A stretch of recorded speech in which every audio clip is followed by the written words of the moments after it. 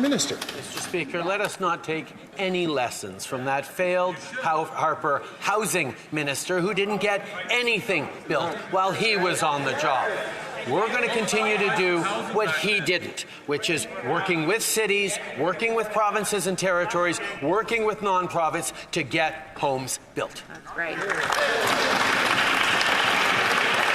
The Honourable Leader of the Opposition. They're not being built. In fact, housing construction is down, way down. And he should take lessons from everyone because he has the worst housing inflation in Canadian history and by far the worst housing inflation in the G7 after 9 years in power. And now he's bloating up the same bureaucracies that have given us the slowest building permits in the G7. Why won't he follow my common sense plan to link federal dollars to housing completions to incentivize local governments to speed up permits, free up land, and actually cut building taxes? The Right Honourable Prime Minister. Mr. Speaker, the Leader of the Opposition's so-called housing plan was universally panned by experts, which is why it failed in this House of Commons. The reality is, Mr. Speaker, we have been working with premiers, working with municipalities, working with nonprofits to turn the ship around that he neglected when he was so-called housing minister. The reality is we are delivering for Canadians. We have a lot more work to do, and his slogans and divisive attacks aren't going to get any homes built for anyone. The Honourable Leader of the Opposition. Mr. Speaker, when I was housing minister, the average home price was $450,000. The rent was $950 for a one-bedroom, $1,100 for a two-bedroom. It's now doubled to over $2,000. And we built almost 200,000 homes at those rock-bottom low prices. So now, fast forward a decade, 28% of Canadians tell a RE/MAX survey they're considering leaving the country because of housing inflation doubling under this Prime Minister. So why doesn't he get his gatekeepers out of the way and follow my common sense plan to build the homes? The Right Honourable Prime Minister. Mr. Speaker, like in so many of his plan consists entirely of slogans and personal attacks on me, on mayors, on Canadians who are working to get things done. We are investing in partnership with municipalities to change zoning laws, to invest in public lands, to support nonprofits to build more units. I was just in Vancouver meeting with the extraordinary folks of the Vancouver Chinatown Foundation that are delivering a unit that this young woman can now live in and afford because of investments this federal government has delivered. We're going to be there for Canadians while he's there for himself. That's The Honourable Leader of the Opposition. La semaine dernière. Last week, a woman was stabbed near a hard drugs injection site, the Maison Benoît Labre, near a primary school.